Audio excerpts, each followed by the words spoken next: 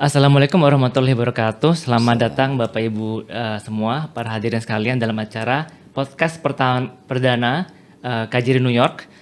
Ini adalah merupakan podcast yang merupakan sebuah wahana komunikasi antara KJRI New York dengan WNI maupun dengan diaspora Indonesia di wilayah kerja KJRI New York. Dan ini juga sebagai sebuah media komunikasi untuk membicarakan kerjasama ekonomi, sosial budaya antara Indonesia dengan Amerika Serikat, khususnya di wilayah kerja KJRI New York. Nah, bintang tamu pertama kita pada podcast KJRI New York hari ini adalah Dr. Imam Syamsi Ali. Beliau adalah Presiden Nusantara Foundation, betul Pak ya? Yeah. Dan juga adalah imam atau direktur dari Jamaica Muslim Center di New York. Nah, bagi mereka yang sudah lama di New York pastinya udah kenal dong siapa Pak Syamsi Ali. Tapi bagi yang belum, kita bisa simak video singkat tentang beliau. Saksikan video singkat ini.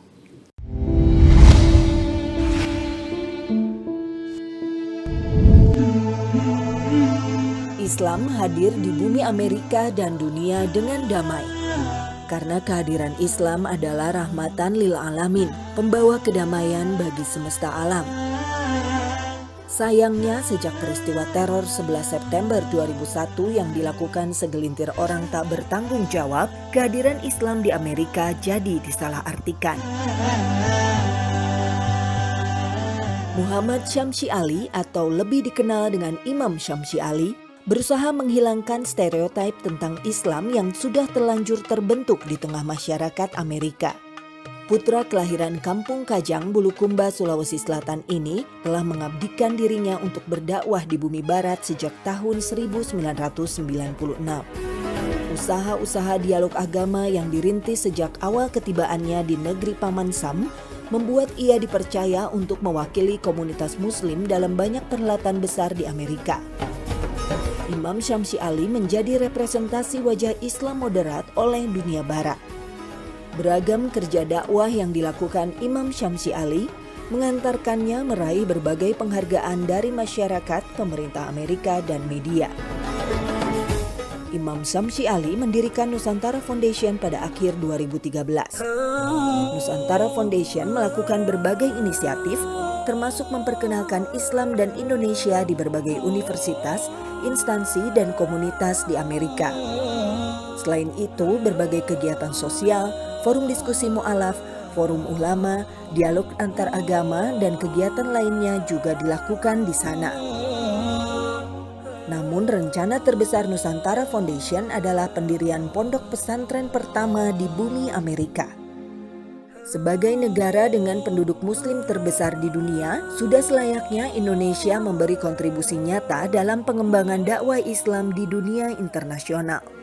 Sejak awal tahun 2018 telah dilakukan penggalangan dana untuk pembelian tanah seluas 7,4 hektar di Connecticut, Amerika Serikat. Walau sempat tertunda akibat pandemi COVID-19, pembayaran lahan pesantren dapat diselesaikan pada bulan Februari 2021 berkat dukungan dari para donatur. Perjalanan selanjutnya adalah pembangunan gedung-gedung di area pondok pesantren yang diberi nama Nur Inka Nusantara Madani. Saat ini, gedung-gedung lama yang sudah direnovasi digunakan untuk berbagai kegiatan sementara atau non-rutin. Desain rencana pesantren milik Nusantara Foundation merupakan kontribusi dari Gubernur Jawa Barat Ridwan Kamil bersama tim arsitek Urbane Indonesia di awal tahun 2020. Di awal tahun 2021, Nusantara Foundation kembali mendapatkan tawaran untuk melakukan ekspansi area pesantren seluas 3,1 hektar. Selain untuk membangun gedung-gedung penginapan yang akan disewakan, area tambahan tersebut juga akan diperuntukkan sebagai lahan perkebunan. Segala bentuk dukungan dari warga negara Indonesia dimanapun berada sangat diharapkan demi mewujudkan Islam yang rahmatan lil alamin dan mendukung perdamaian dunia. Mari kita raih ridho Allah dengan mendukung langkah juang Imam Syamsi Ali dan Nusantara Foundation dalam mewujudkan pesantren pertama di bumi Amerika. Allahu Akbar. Dari Abu Hurairah radhiyallahu anhu berkata, Rasulullah bersabda, apabila manusia itu meninggal dunia, maka terputuslah segala amalannya kecuali 3 perkara, yaitu sedekah jariah, ilmu yang bermanfaat, dan anak soleh yang mendoakan orang tuanya. Hadis riwayat Muslim.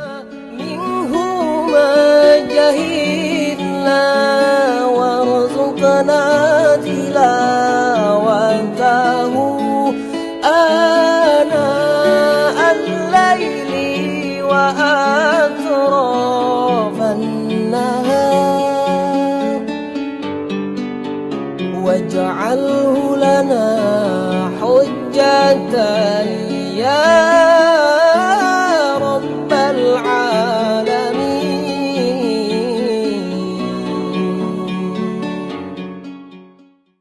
Baik, terima kasih Bapak Ibu sekalian. Selamat datang Pak Samsi Ali. Terima kasih. Sehat Pak? Sehat, alhamdulillah. Alhamdulillah sehat. Lagi sibuk Pak selama ini?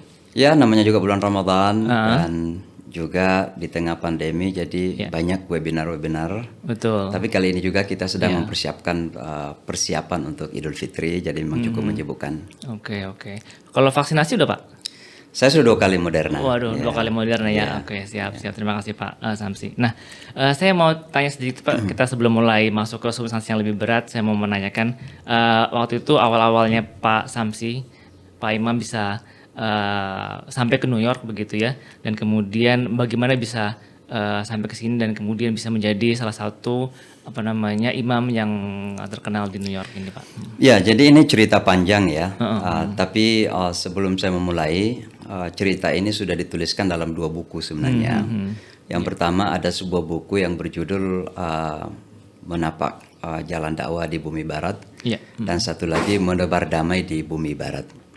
Kedua buku ini bercerita tentang perjalanan panjang kalau menurut saya, walaupun sebenarnya singkat ya, dari kampung di Sulawesi Selatan hingga ke kampung kota New York ya. Nah, kenapa bisa saya sampai terdampar di kota New York yang sekarang ini sudah hampir 25 tahun kalau tidak salah. Saya di 96, 24-25 tahun lah ya. Jadi setelah selesai kuliah di Pakistan, S1 S2 di International Islamic University, saya kemudian mendapatkan tugas mengajar di Saudi Arabia, tepatnya di kota Jeddah. Di tahun 96 itu, di tahun meninggalnya Ibu Tin, saya diminta memberikan ceramah di Konsulat Jenderal RI di Jeddah tentang haji kepada sekelompok haji lunek itu luar negeri. Ya. Jadi ada Pak Ali Alatas, kemudian ada dubes ya, ada Pak Nugroho Sinmurti ketika itu, Pak Wicaksono dari Jenewa dan sebagainya. Nah, setelah saya ceramah itu Pak Nugroho mendatangi saya, dia bilang, "Dek, kira-kira mau nggak kalau saya ajak ke kota New York?" Saya sendiri nggak tahu untuk apa kan. Nah, saya katakan untuk apa Pak? Dia katakan kita baru membeli gedung untuk kita jadikan masjid. Dan kita perlu imam gitu. Rupanya itu Masjid Indonesia sekarang, Masjid Al-Hikmah. Beliau adalah penasehat pengurus ketika itu. Dan saya katakan oke Pak, baik. Kenapa saya langsung mengokekan? Karena memang saya ini salah satu karakter saya itu agak keras sedikit, jadi cepat memberontaknya. Saya di Saudi agak memberontak gitu. Nah, memberontaknya saya itu karena 2 faktor. Faktor pertama, karena ada isu TKW TKI ketika itu. Ya, saya juga sebagai putra Indonesia kan tidak ingin mendengarkan cerita-cerita yang cukup menyedihkan lah ketika itu kan. Betul. Tapi faktor yang kedua sebenarnya lebih mendasar adalah ada kecenderungan Saudi itu menyeragamkan penafsiran agama. Jadi kalau kita berbeda pendapat pasti dituduh menyalahi Islam lah kira-kira begitu ya. Maka bagi saya ini tidak tepat ya. Karena Islam itu memberikan ruang pemikiran yang luas kepada semua orang untuk berpikir kan. Maka saya tidak setuju dengan environment lingkungan seperti itu. Maka saya memang ingin pindah gitu. Nah, tiba-tiba dapat tawaran. Datanglah saya ke kota New York. Nah, untuk menjadi imam Masjid Al-Hikmah. Tapi karena Masjid Al-Hikmah ketika itu ya belum stabil, akhirnya Pak Nugroho bilang, ayo kita kalau gitu sama-sama kita di PTRI, dipegawaikan saya di PTRI. Dan itu berlanjut sampai beberapa tahun ya, sampai kemudian terjadi 9/11. Saya diminta menjadi imam di Islamic Center 96 Masjid 96 Street itu. Sekitar 14 tahun saya jadi imam di situ ya. Nah, kemudian pada tahun yang 2005 saya pindah ke Queens. Pada saat masih imam juga di situ, menjadi imam dan direktur di Jamaica Muslim Center. Jadi ini perjalanan panjang sebenarnya. Bertahun-tahun. Bertahun-tahun dan kini kita memasuki fase baru. dengan mendirikan Nusantara Foundation, tapi juga yang paling fenomenal sekarang yang kita lakukan ini sebuah mimpian untuk mendirikan pondok pesantren pertama di bumi Amerika. Di mana tuh Pak? Di Connecticut, kotanya namanya Mudus. Ini daerah yang sangat indah sebenarnya, upper class area ya. Banyak teman-teman orang putih di sana, rata-rata keturunan Irlandia, Italia, dan memang daerah tourist destination. Nah, kebetulan kita mendapat lokasi ini, alhamdulillah dengan izin Allah kita sudah membelinya, kita sudah miliki secara full. Baik Pak. Karena Bapak sudah bertahun-tahun di New York Pak ya, saya berikan Bapak tahu kira-kira sifat orang-orang Amerika Serikat secara umum seperti apa, apalagi terhadap Islam ya. Menurut Bapak gimana ya persepsi publik Amerika Serikat secara umum mengenai Islam, apalagi setelah ada 9/11 waktu itu? Kalau berbicara secara umum, saya harus jujur bahwa orang-orang Amerika itu baik-baik ya. Orangnya terbuka, orangnya ramah, ya, mudah menegur. Hey, how are you? Good morning. Kan begitu ya. Betul. Itu karakter orang Amerika. Mereka sangat terbuka dan welcoming. Ya. Tapi secara kasuistik, ada kasus-kasus yang terjadi. Ya tentu ada diskriminasi. Nah itu disebabkan oleh memang ya kesalahpahaman sebenarnya. Ya. Ketidaktahuan. Ketidaktahuan dan juga kesalahtahuan ya. Jadi ada yang memang tidak tahu, ada yang salah tahu gitu ya. Nah, yang tidak tahu ini memang karena agama di dunia barat ini kan bukan sesuatu yang penting. Apalagi Islam yang memang sudah dianggap menakutkan gitu. Siapa yang mau belajar agama Islam gitu loh. Nah, yang salah tahu ini yang biasanya menjadi victim dari media. Ya, saya masih ingat waktu ketemu Donald Trump sebelum jadi presiden ya. Dia jabat tangan kepada saya sambil tertawa. Dia katakan saya nggak pernah bermimpi ketemu orang Muslim yang bisa tersenyum gitu. Nah, akhirnya saya tanya, kok Anda bisa mengambil kesimpulan seperti itu, Mr. Trump? Dia mengatakan karena itu yang saya lihat di televisi katanya. Nah ini kan salah paham. Ya, melihat orang Islam di televisi yang biasanya demonstrasi, marah, pakai jubah, angkat tangan segala macam kan, disimpulkan bahwa orang Islam itu selalu marah itu. Nah ini kan namanya being victimized by the media kan. Maka adanya kekerasan, diskriminasi atau ketakutan disebut Islamofobia sekarang ini, itu rata-rata disebabkan oleh ketidaktahuan atau kesalahtahuan.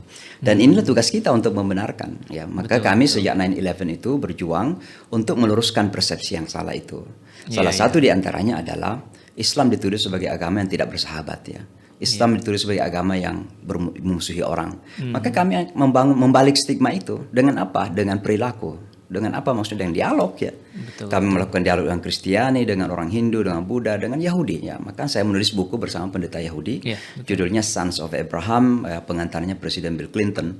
Nah ini semua kita lakukan sesungguhnya adalah upaya untuk meluruskan kesalahpahaman terhadap agama kita. Ini agama Islam dan saya kira ini perjalanan panjang karena memang kita kenal bahwa Islamofobia di Barat dan di Amerika juga itu adalah bersifat historis panjang ya. Dan ini betul. Tentu memerlukan waktu untuk meluruskan semua itu. Oh baik Pak. Nah berarti karena Islam memang sudah lama jadi salah satu agama di Amerika Serikat, tapi persepsi mereka melihat lihat Muslim secara umum tapi kan mereka mungkin belum tahu secara detail dalam arti ternyata Muslim itu menunaikan sholat 5 waktu. Ternyata Muslim itu juga puasa. Mereka ada pertanyaan-pertanyaan kenapa harus begini, kenapa harus puasa, kenapa harus sholat gitu. Iya. Jadi pertanyaan-pertanyaan itu memang sering terjadi ya. Selain karena memang curiositas ya, keinginan tahuan orang-orang Amerika itu sangat tinggi. Itu menjadi salah satu karakter orang Amerika, ingin tahu. Maka mereka selalu bertanya ya. Dan ternyata ketika mereka bertanya, mereka akan menemukan. Saya masih ingat di tahun 2000 betapa Islam ini diekspos sebagai agama teror ya. Agama yang datang menyerang Amerika, meruntuhkan WTC. Dan meruntuhkan WTC itu kan bukan sekedar meruntuhkan sebuah gedung. Tapi meruntuhkan sebuah simbol dari sebuah faham ideologi. Namanya kapitalisme. Karena WTC itu kan simbol kapitalisme dunia. Namanya World Trade Center. Maka ketika Islam dituduh sebagai agama yang meruntuhkan itu, maka agama diyakini sebagai agama musuhnya Barat. Dalam arti musuh modernitas, musuh HAM, musuh kebebasan, musuh emansipasi wanita, segala sesuatu yang kira-kira baik-baik itu dianggap Islam itu musuhnya. Nah ini kan untuk meluruskan tidak mudah. Betul. Maka mereka kemudian ingin mencari tahu tentang Islam yang sesungguhnya, Iya. maka mereka banyak memberi Al-Quran. Di tahun 2001 itu Al-Quran menjadi salah satu buku yang terlaris. Bahkan habis di toko-toko buku dibeli oleh orang Amerika. Kenapa? Mereka ingin tahu. Di satu sisi Islam diekspos oleh media massa, di sisi lain mereka memang orang Amerika mempunyai curiosity yang tinggi, maka bekloplah bertemu. Kami kemudian sering mendatangi orang-orang non-Muslim ya. Saya waktu itu diundang, contoh saja, baca doa di sebuah lapangan dekat Ground Zero. Setelah membaca doa, ada yang menepuk saya dari belakang. Saya nengok, dia orang putih tinggi besar. Dia katakan, saya juga Muslim. Nah waktu itu kan kita semua saling curiga. Kita curiga kepada mereka, mereka juga curiga kepada kita kan. Nah, akhirnya setelah selesai acara saya tanya, kamu Muslimnya kapan? Dia katakan baru kemarin. Berarti ini berapa hari? Berarti 3 hari setelah 9/11. Saya tanya, kok kamu bisa masuk Islam di saat orang Amerika marah? Dia katakan, saya waktu hari hanya terjadi serangan itu, salah seorang penyiar CNN mengatakan kalau Anda ingin tahu inspirasi teror, read the Quran, baca Al-Quran. Akhirnya dia pergi membeli Quran, dia baca Al-Quran untuk apa? Mencari tempat teror dalam Al-Quran. Di mana tempatnya itu? Nah 3 hari 3 malam dia baca nggak menemukan teror. Menurut dia yang saya temukan adalah mutiara-mutiara. Nah itu yang menjadikan orang Amerika kemudian banyak yang kemudian ingin belajar agama Islam dan sebagian kemudian menerima agama Islam itu. Jadi 9/11 juga ada dampak positifnya juga terhadap orang-orang Amerika. Iya gitu banyak blessings in disguise ya. Nah kalau melihat wujud toleransi beragama, kita tahu bahwa Amerika Serikat bukan negara dengan agama ya, bukan berdasarkan agama, tapi bagaimana wujud mereka toleransi gitu Pak, nggak hanya dengan Islam aja tapi juga dengan agama lain. Gitu. Jadi toleransi di Amerika sebenarnya ini sangat tinggi ya. Tingginya toleransi itu pertama didukung oleh faktor realita bahwa Amerika ini memang negara imigran. Baik. Jadi tidak ada yang bisa mengaku sebagai orang asli Amerika kecuali Indian Native Americans. Semua pendatang, termasuk orang-orang putih. Betul. Makanya ketika kita orang Islam sering diteriaki go back home, kita juga teriak balik go back home too kan gitu. Biar Amerika ditinggalkan semuanya kan, yang tinggal di sini hanya native Indian saja. Nah, karena kenyataan bahwa Amerika adalah immigrant nation, maka kemudian masing-masing pendatang ini merasa bahwa mau tidak mau untuk survive harus membangun koneksi, relasi. Maka terjadi hubungan yang baik sesungguhnya. Nah, yang terjadi kemudian memang ada karakter manusia yang terkadang merasa lebih hebat ya. Nah itu salah satu diantaranya adalah white supremacy yang meninggikan akhir-akhir ini. Nah kenapa toleransi di Amerika ini meninggi? Satu karena saya kira wawasan yang lebih luas. Sehingga lebih dewasa menyikapi perbedaan-perbedaan yang ada. Maka keragaman di Amerika ini sesuatu yang tidak saja dirangkul, tapi dianggap sebagai kebanggaan. This is a very diverse nation. Kan semua ada. Apalagi di kota New York. Tapi juga saya kira kenapa toleransi ini bisa terjamin karena ada jaminan konstitusi. Satu contoh saja, waktu kita ingin mendirikan masjid dekat Ground Zero. Betul. 2 blok ya, namanya Park 51 Islamic Center. Waktu itu 70% penduduk kota New York menentang. Karena media mengekspos bahwa ini adalah Ground Zero Mosque. Masjid Ground Zero. Jadi orang Amerika berimajinasi. Orang Islam sudah menuntuhkan gedung, sekarang mau bangun gedung lagi di Ground Zero. Masjid lagi kan? Marah orang-orang New York. 70%. Tapi wali kota New York ketika itu, Michael Bloomberg, sangat dekat dengan kami, justru membela mati-matian. Nah, di tahun 2010 kami ada satu meja makan buka puasa ketika itu. Saya tanya, Mr. Mayor, kenapa Anda mendukung? Sedangkan 70% penduduk Anda menentang. Dan Anda Yahudi, saya bilang. Biasa kita bercanda. Betul. Beliau mengatakan, saya tidak mendukung masjid. Saya juga tidak mendukung orang-orang Islam. Yang saya pertahankan adalah konstitusi saya. Karena konstitusi saya memberikan kebebasan kepada semua untuk menjalankan agama sesuai dengan keyakinan masing-masing. Nah ini yang menjamin toleransi. Maka dalam sebuah negara itu, untuk terjaminnya toleransi, perlu penegakan hukum. Dan konstitusi menjadi komando kita di dalam itu peran pemerintah ya Pak. Penting sekali. Itu ya. Betul, oke, baik. Nah, tadi ngelanjutin informasi yang pertama bahwa Bapak lagi bikin pesantren di Connecticut, itu sekarang progresnya udah sampai mana Pak tadi? Ya, jadi properti kita sudah beli tahun 2018 bulan April. Alhamdulillah sudah lunas 100% kita milikin. Alhamdulillah. Di dalam lokasi itu ada gedung-gedung tua yang sementara kita renovasi dan sudah dimanfaatkan. Misalnya tahun 2019 kita ada program tahfiz Al-Quran musim panas. Kemudian tahun 2020 nggak ada sama sekali karena COVID. Tahun 2021 ini kita kembali bulan Ramadan ini kan setiap weekend kita ada acara Sabtu Minggu kita banyak orang Indonesia in person dan Zoom Pak ya. Ya, dua-duanya in person dan Zoom sekaligus. Tentunya menjaga protokol kesehatan. Benar. Dan ini tanggal hari Sabtu ini, tanggal 1 Mei, kita mengadakan buka puasa dengan tetangga-tetangga kita. Oh iya sekeliling. Betul. Jadi kita ya. undang tetangga kita yang non Muslim itu datang berbuka puasa dengan kita, dan ini sudah 3 kali kita lakukan. Dan mereka sangat senang sekali. Karena bagi orang Amerika ini sangat unik ini. Iya. Di Amerika itu kan sebagai negara kapitalis, nothing is free kan. Betul. Nah ini kok kita siapkan makanan sedemikian banyak, kemudian kita dengan ramah menyambut mereka, dengan senyuman menyambut mereka. Mereka waktu pertama kali itu mereka mengatakan begini, "Are you Muslims?" Iya. "You are different," katanya. Jadi, "Kamu orang Islam ya?" "Iya." "Tapi kamu beda," katanya. Nah, kenapa beda? Karena itu yang dilihat di televisi loh. Orang Islam itu kok marah gitu ya. Betul, ya, serius gitu ya, nggak pernah tersenyum. Nah kita kan suka tersenyum. Nah jadi ini ketiga kalinya kita adakan, ya sambil juga kita undang teman-teman bagi warga Indonesia mau datang silakan, ya siapa tahu bisa sosialisasi dengan mereka. Amin. Dan berarti mereka udah tahu filosofinya juga Pak. Kan pertama kan mereka agak bingung tuh, kedua mereka tahu ternyata Muslim Ramadan berbuka puasa. Ya. Mereka akhirnya tahu filosofinya kenapa Benar. begini. Berarti akan menimbulkan banyak pertanyaan lanjutan tuh biasanya kalau gitu. Iya sudah pasti ya. Iya. Tapi nampaknya mereka lebih tertarik bertanya tentang Indonesia ketimbang Islam. Oh, oke. Ya, pertama kan orang Amerika tidak terpeduli agama kan ya. Betul. Ya, apalagi Islam tentu mereka nggak akan tanya begitu, kecuali kalau kita sendiri mulai Iya. memperlihatkan sesuatu yang menjadi tanda tanya gitu ya.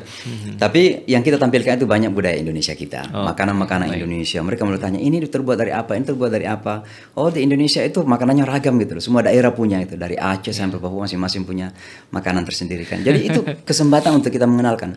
Dan pesantren kita ini salah satu tujuannya adalah akan menjadi salah satu pengenalan Indonesia. Jadi memang promosi ya Pak ya? Ya, salah satu Promosi impian Indonesia saya itu akan ada rumah-rumah tradisi. Ya, rumah Minang, rumah Jawa, rumah Sulawesi dan lain-lain sebagainya, sehingga bisa menjadi taman mini kecil ya di sana. Sehingga orang kalau datang itu ya mereka akan melihat itu. Oh, di sini ada bentuknya seperti itu, mereka mau tanyakan. Nah, kami sudah berbicara dengan beberapa gubernur di Indonesia sebenarnya. Ya, karena yang mendesain pesantren kita kan Kang Emil ya, Gubernur Jawa Barat ya. Betul. Dan beberapa kepala daerah kami sudah sepakat sebenarnya. Termasuk Gubernur Sulawesi Selatan yang sekarang tertangkap, Nurdin Abdullah. Itu beliau sudah 100% bulat tuh. Pokoknya dana saya siapkan katanya, bangun saja. Dan saya tidak minta banyak besar, saya hanya minta 2 kamar saja. Bangun rumah, 2 kamar, di sana kita tampilkan produk-produk Sulawesi Selatan. Juga culture, budaya misalnya. Ya mirip-mirip yang ada di KJRI lah. Sehingga kalau orang datang ke pesantren, mereka juga lihat, oh iya. Tapi ya, kita itu mimpi kita mudah-mudahan bisa terlaksana. Jadi Taman Mini Indonesia di Amerika Serikat. Di Amerika Serikat. Waduh, mantap Pak.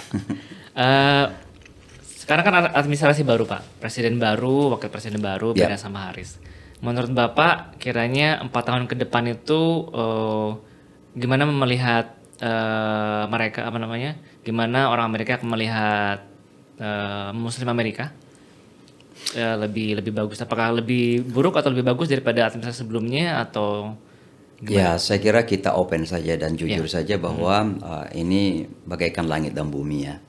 Betul. Pertama, Donald Trump itu memang orangnya secara pribadi rasis ya. Dan sejarahnya di kota New York, dan ini kita tidak malu-malu dan tidak perlu khawatir mengungkapkan, memang dia rasis. Dari orang tuanya pun rasis sebenarnya. Apartemen dia dulu di Brooklyn itu nggak mau disewakan ke orang hitam gitu. Itu sudah ketahuan di kota New York ya. Jadi memang rasis gitu. Nah, dan bahkan sebenarnya maju untuk menjadi presiden. Salah satu di antaranya adalah balas dendam. Balas dendam ke siapa? Ke Barack Obama. Kok bisa Amerika dipimpin oleh seorang keturunan Kenya, pernah tinggal lagi di Matraman Dalam gitu, tanpa marah dia kan, maka dia perlu maju untuk balas dendam itu. Jadi itu adalah white supremacy. Jadi Donald Trump ini memang rasis, ya anti imigran, anti non white. Maka wajar kebijakan-kebijakan yang dia keluarkan ketika itu, salah satu yang paling berat adalah Muslims ban kan, ingin melarang orang Islam masuk Amerika. Travel Muslim ya, itu ya. Betul. Tapi bagi kami yang paling berat itu adalah environment yang terbangun, lingkungan, ya, situasi, suasana yang terbangun ketika itu betul-betul orang ya yang benci semakin benci, yang takut semakin takut. Karena pimpinan tertingginya cara ucapnya tentang Islam begitu ya, maka terbangun suasana ya, kebencian. Dampaknya sangat besar sekali. Maka syukurlah bahwa terpilih presiden baru Joe Biden. Pertama, beliau adalah politisi yang sangat berpengalaman, sudah menjadi senator sejak umur 27 tahun, dan yang terpenting ya menjadi wakil presiden Barack Obama selama 2 periode. Dan saya sangat yakin bahwa dia sedikit banyaknya bergaul dengan orang Islam.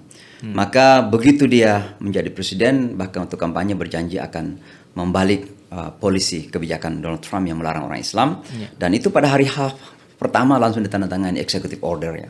Dan yang kedua juga dia berjanji untuk melibatkan orang Islam dalam administrasi, dalam presiden dia, dan sudah beberapa orang Islam yang diangkat menjadi pejabat tinggi di Gedung Putih kan. Ya, ada perempuan bahkan pakai jilbab dan sebagainya. Nah, itu artinya menggembirakan. Ada kebijakan-kebijakan luar negeri yang mungkin dia tidak bisa berubah. Ya, di antaranya mengakui Yerusalem sebagai ibu kota Israel. Itu nggak mudah memang, karena itu namanya menghadapi dinding kan. Ya, kita juga tahu bagaimana lobby Israel Yahudi di Amerika kan, maka tidak mudah. Tapi minimal bahwa Joe Biden itu akan semakin rasional dalam hubungan internasionalnya. Kenapa? Dia kembali kepada sistem multilateral. Betul. Nah, kalau Donald Trump ini kan America first, dalam arti kalau perlu teman-temannya sendiri ditendang gitu loh. Buktinya kan sama dengan Eropa pun ketika itu dia kan jadi masalah kan. Nah, jadi Joe Biden ini semakin lebih rasional lah minimal ya. Betul. Dalam hubungan internasional. Secara domestik pun saya kira jauh-jauh lebih baik dibanding dengan Donald Trump. Bagus lah Pak, ya siap. Nah, kebetulan saya ada di depan saya ini adalah buku dari Pak Imam Syamsi Ali yang ditulis bersama dengan Rabbi Mark Schneyer, Pak ya. Nah, Mark Schneyer. Nah, ini bukunya, judulnya adalah Sons of Abraham. A candid conversation about the issues that divide and unite Jews and Muslims gitu Pak ya. Nah, saya ingin tanya Pak Syamsi, apa yang melatar belakangi dan tujuan dari pembuatan buku ini? Ya, jadi kita juga tahu bahwa salah satu teori konspirasi yang berkembang di dunia Islam, bahwa Yahudi itu adalah musuh kita kan. Dan seolah-olah segala kejahatan di dunia ini Yahudi yang rancang. Itu teori konspirasi yang ada di sebagian benak orang-orang Islam. Maka ketika saya sampai di Amerika ini memang saya terpikir gimana caranya ya untuk bisa membuktikan bahwa itu benar atau salah gitu. Maka di tahun 2001 ketika terjadi 9/11, saya diundang oleh wali kota untuk mewakili komunitas Muslim membaca doa di Yankee Stadium. Sebelum kita masuk ke lapangan, ada holding room. Saya duduk, tiba-tiba didatangi seorang pendeta Yahudi. Saya belum pernah ketemu pendeta Yahudi. Terus dia jabat tangan, "Are you from Indonesia?" Saya bilang, "Yes." "Oh, I like Indonesia," katanya. Saya terkejut kan. Saya tanya, "Kenapa suka Indonesia?" Dia bilang, "Because I have a friend," katanya, di Indonesia. "Lalu siapa?" "Gus Dur." Rupanya Gus Dur itu udah dulu udah banyak teman Yahudi. Iya. Nah, rupanya ini adalah Rabbi Arthur Schneier yang di Fifth Avenue itu. Ada Park Sinagog namanya, yang sangat bersejarah, yang mendatangi dulu Paus Yohanes, Paus Benedictus. Ya. Nah, anaknya ini 5 tahun kemudian saya dan dia diwawancarai bersama di CBS televisi mengenai Paus Yohanes waktu meninggal dunia tahun 2005 dari perspektif non-Kristen. Dia mewakili Yahudi, saya mewakili Islam. Saya jabat tangan, nggak mau diterima tangan saya. Oh gitu ya? Ya, setelah selesai saya kasih kartu, tapi 6 bulan kemudian dia menelpon. Dia katakan, "Imam, boleh nggak ketemu?" Udah ketemu. Yang pertama saya ingatkan, "Why you didn't want to see my face? Why you didn't want to shake hand?" Kenapa nggak mau jabat tangan? Dia bilang alasannya dua. Pertama, "I was not sure you are Muslim." Saya nggak yakin kalau Anda Muslim itu. Karena ada stigma bahwa untuk menjadi Muslim itu harus Arab gitu. Oh, oke. Iya. Yang kedua, I did not, past tense ya. I did not like Muslims. Saya nggak suka orang Islam. Loh, kenapa mau ketemu? Dia bilang, "Saya sudah lihat Anda di televisi beberapa kali. And looks you are a good ambassador for your faith," gitu loh. Akhirnya kita berdialog. Dia tanya kepada saya banyak pertanyaan, saya tanya kepada dia banyak pertanyaan. Ya. Akhirnya rupanya jawaban-jawaban yang kita berikan ini itu mirip kok dengan konsep-konsep itu. Kita menemukan bahwa secara konseptual agama yang paling dekat itu adalah Yahudi dan Islam. Dari konsep ketuhanan, konsep macam-macam. Makanan kita makan halal, mereka makan kosher. Kita bilang assalamualaikum, mereka bilang shalom lechem. Mirip sekali. Sama ya persis. Akhirnya bilang, ini harus kita melakukan sesuatu katanya. Karena di belakang kepala kita ini terlalu banyak sekali kesalahpahaman. Nah, akhirnya kita sepakat mengadakan pertemuan imam dan rabai se-Amerika Utara. Pertama kali dalam sejarah Amerika. Saya mewakili Islam tuh. Saya mengundang 25 imam, dia mengundang 25 pendeta Yahudi. Ketemu. Dari pagi sampai siang berkelahi tentang Palestina. Masing-masing merasa korban. Betul. Akhirnya saya dan teman saya ini, Mark Schneyer, intervensi. Bagaimana kalau kita intervensi? Apa itu? Saya bilang, Anda bertanya kepada teman-teman Anda, saya bertanya kepada teman-teman saya pertanyaan yang sama. Dia bilang, apa?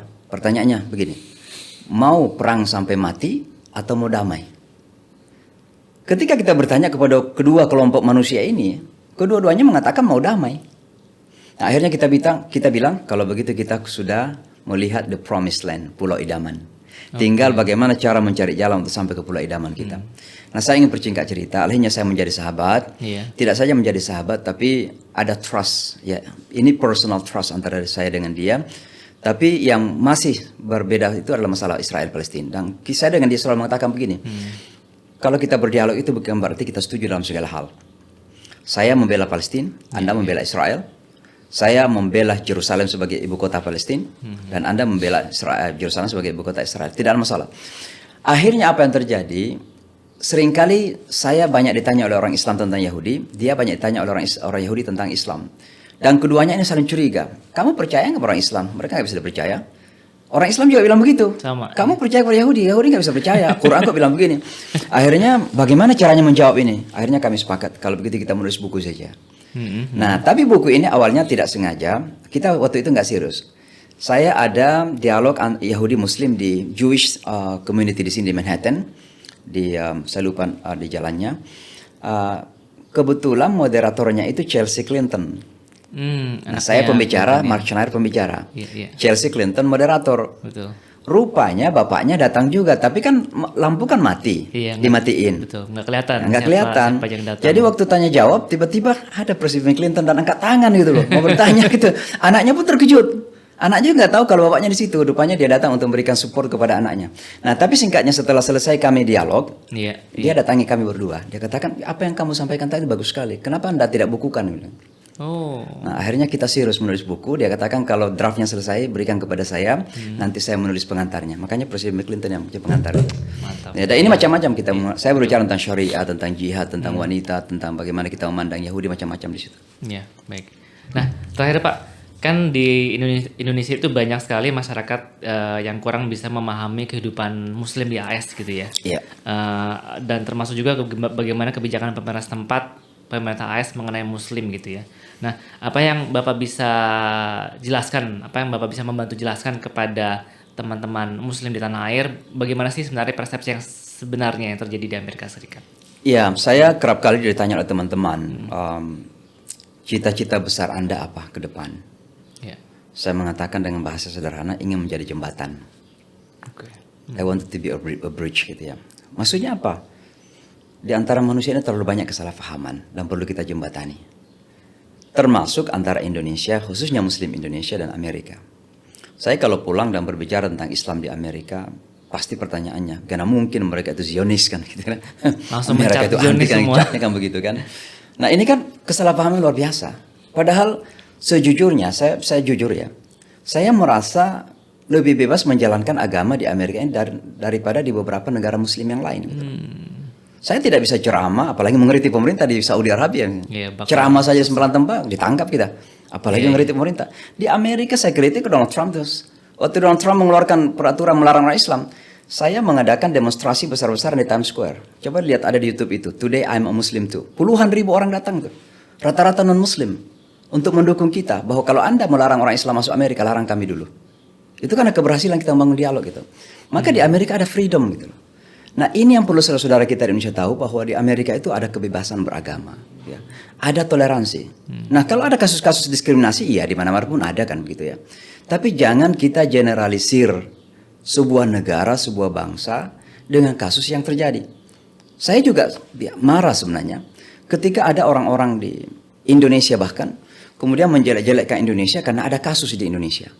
Seolah-olah Indonesia itu wajahnya karena ada kasus di satu tempat. Jadi rusak semua ya? Ya, rusak semuanya. Padahal Indonesia itu dengan Pancasila kita, dengan undang-undang kita itu kan menjadi common ground kita. Dan kerukunan yang ada di negara kita itu, toleransi yang ada di negara kita itu bersifat historis. Ya. Dulu di Maluku teman-teman Kristen dan Muslim ya saling menziarahi, saling membantu membangun rumah ibadah bahkan sekalipun ya. Lalu kemudian terjadi sesuatu ya karena politik apa segala macam terjadi kesalahpahaman lah atau kekerasan itu. Tapi kemudian jangan dijadikan sebagai isu yang seolah-olah wajah Indonesia seperti itu. Nah, ini kan ada yang punya etikat-etikat buruk gitu. Maka saya ingin menjadi jembatan untuk menjelaskan bahwa Amerika itu baik, Indonesia pun demikian. Nah, bagaimana kita menyambung kebaikan-kebaikan yang ada pada kedua bangsa besar ini? Karena Amerika adalah negara demokrasi terbesar dunia, Indonesia negara demokrasi ketiga dunia yang kita kenal, Indonesia negara muslim terbesar. Ya. Kalau Amerika ingin tahu bahwa ternyata Islam dan demokrasi itu sejalan, ya pandang Indonesia. Amerika tidak akan bisa menemukan Islam yang bisa merangkul demokrasi di Timur Tengah. Hubungan Amerika dengan Timur Tengah itu hubungan duit, hubungan minyak. Tapi kita hubungan nilai kemanusiaan yang demokratis, yang toleran, yang menghargai wanita dan seterusnya. Nah ini kan perlu kita sampaikan kepada Amerika. Demikian juga sebaliknya. Betapa banyak hal yang bisa kita pelajari dari Amerika. Jadi mari kita kurangi kesalahpahaman, apalagi kebencian ya kepada sebuah bangsa. Bahwa kami orang Islam di Amerika ini dijamin oleh konstitusi dan juga pemerintah Amerika, kecuali ada karakter-karakter pemerintah tersendiri seperti Trump. Tapi pemerintah Amerika menjamin kok. Bahkan zaman Bush ya, banyak orang yang salah paham. Bush itu walaupun perang di Irak, perang di Afghanistan, tapi dia memberikan hak kepada orang Islam di Amerika. Maka ada semacam paradoks. Secara domestik begitu baik kepada orang Islam, tapi nampak secara global kok mereka Bush ini sangat anti-Islam, nampak ya. Nah ini kan hal yang harus difahami oleh teman-teman kita, Peter. Iya. Baik, terima kasih Pak Syamsi atas kehadirannya dalam acara podcast Kajian New York pertama pada hari ini. Demikian terima kasih teman-teman Bapak Ibu sekalian. Ini adalah akhir dari podcast perdana Kajian New York. Semoga cerita dan pengalaman Pak Imam Syamsi Ali menginspirasi kita semua. Terima kasih. Selamat berbuka puasa dan jangan lupa untuk komen, like dan subscribe channel YouTube Kajian New York. Terima kasih. Wassalamualaikum warahmatullahi wabarakatuh.